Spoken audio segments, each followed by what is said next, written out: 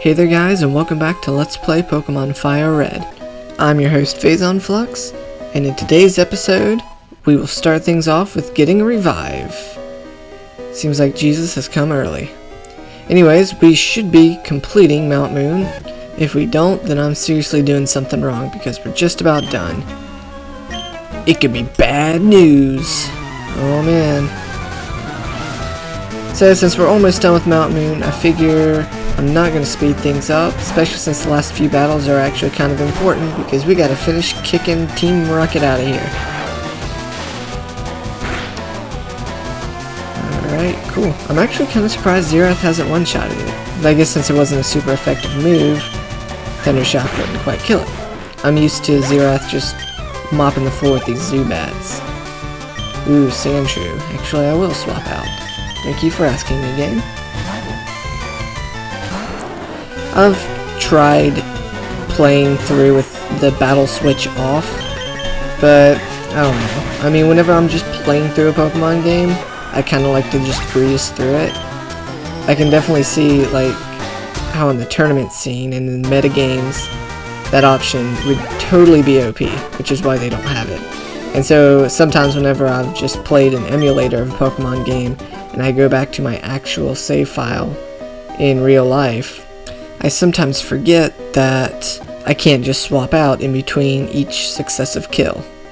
So whenever I play with people on the internet, it often takes me a battle or two to get used to it. We, Team Rocket, shall find the fossils. Reviving Pokemon from them will earn us huge riches. Okay, so Team Rocket likes money. And old rocks. Well, I guess fossils aren't actually rocks, right? They're carcasses. Very, very old carcasses. Oh well, they're rocks to me. I'm not a geologist, I'm not into that sort of thing. If you are, no offense. Teach his own, right? Ah, that's right, just keep sending Zubats and Rattatas. I'm good to see that Team Rocket treats their employees, if you will, well. They give them top-of-the-line Pokemon so that they can have world domination. I assume that's their goal. They haven't mentioned anything like that yet, but isn't that what most villains want? Now, an interesting thing to note here is this little side rock has a second Moonstone in it, so you can use those to evolve your Jigglypuff and Clefairies. Hey, stop! I found these fossils, they're both mine! Whoa, bro. Did someone ever tell you how to share? Sure, you found them. What are you gonna do with a bunch of those? Then again, what am I gonna do with the fossils? It's not like I need them. Now, this guy here sends out some interesting Pokemon. Grimer, well, it's the first time we've seen Grimer in the game. It's a pure poison type, he's specially defensive. So Xerath's Thunder Shock isn't going to do that much to it. However, it's the best option I've got, considering my only other Pokemon is Ivysaur. It's a bold move. Hope it works out for you. Let's see. Thunder Shock is definitely going to kill it. I'm definitely going to have to swap Xerath out here, because I don't want the poison to eat away at him. Yeah, Coughing. Yet again, another poison type that we've been introduced to. Coughing is the more physically defensive of the two. So this is going to be a kind of tough battle for Maokai, but I'm just going to keep spamming my Leech Seed and Sleep Powder combo. I find it to be very effective. And that Smog is a very annoying move. It's got low accuracy and it doesn't do much damage, but if I'm not mistaken, it has a 70% chance of inflicting poison. So it's more or less a poison move that does damage off the get-go. Luckily, Maokai is poison type as well, so I don't have to worry about that. Although getting 2 crits in a row is something I'm going to have to worry about. Just fall asleep. There you go. Don't fight. I mean, there's too much violence in the world. Just take a chill pill, dude. Meanwhile, I'm just gonna sap your HP. Vine Whip, not very effective, but it's a special move. Oh, one turn. Man, this coughing is tenacious. What, do you build Merc Treads or something? Oh man, I really gotta stop with all the League references. Oh, didn't like that too much, did ya? And we still got one left, Voltorb. Either of my Pokemon would do well against it, but I think I'm just gonna leave Maokai out. Critical hit? Alright, I'm liking this. The game can keep giving me crits all day long if it wants. And that'll do it for this trainer.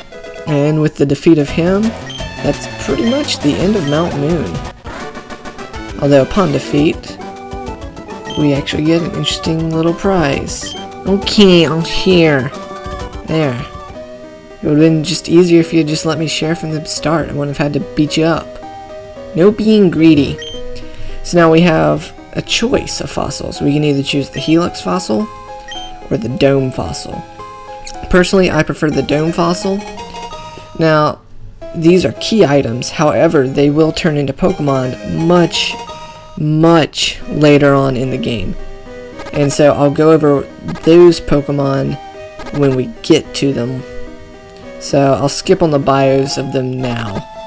But here we get one last item from Mount Moon, the antidote.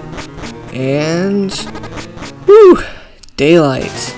Went straight from a ladder to a cave. Explain that one. I just healed Xerath up there real quick. Sorry for the short little cut, if you can notice that. Now if we come up here, you'll find two little macho dudes. These are surprisingly not trainers, they're actually move tutors. If you talk to them, they'll attempt to teach your Pokemon a move. This guy on the left teaches Mega Punch, and the guy over here will teach Mega Kick. Neither of my Pokemon are eligible to learn the move, and they're more or less like TMs. They're a one-time use as far as the game is concerned. You can only talk to those guys and teach them their move once per playthrough. So coming down here, you'll get a Raspberry. And up here, one more goodie, TM05 Roar. Nice, nice. Now here it is, guys. The edge of no return. Geronimo! Now here on Route 4, we have one new wild Pokemon that you can encounter. The rest I'm not going to go over because we've already kind of seen and explained them a little bit. You have Rattata and Spearow at 35%. Mankey at 5%. But the new Pokemon is Ekans. Now we've seen a bunch of trainers use Ekans at this point in the game. However, now you have a 25% chance of catching them yourself.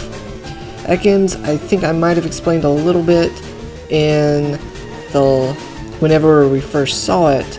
Basically, the only good thing about Ekans is its ability Intimidate. And even then, there's only a chance that it has it, because it has two possible abilities.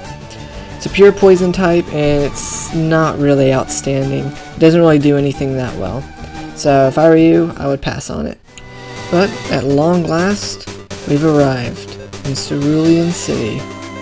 Now earlier I mentioned the Cliff of No Return, and I really meant that. Basically, once you hop off that ledge, for a little while longer, you won't be able to return to previous areas in the game. Pewter, Viridian, Pallet Town, routes 1 to 3, basically those are all cut off from us.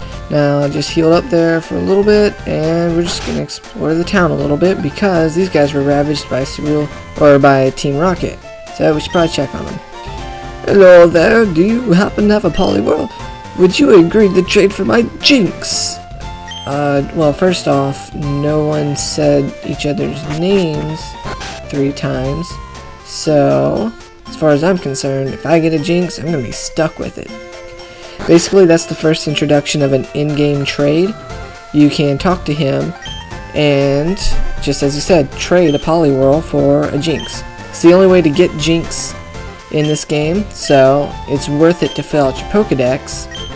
However, Jinx itself is a really dumb design. I wouldn't recommend using it, even in battle. That guy that I just talked to now will describe what each badge in the Kanto region does for you. And for the trouble of visiting him, I'm just going to take his candy. He has it hidden there in that little spot that I just showed. Let's see. As you can see, Cerulean actually has a little bit to offer us.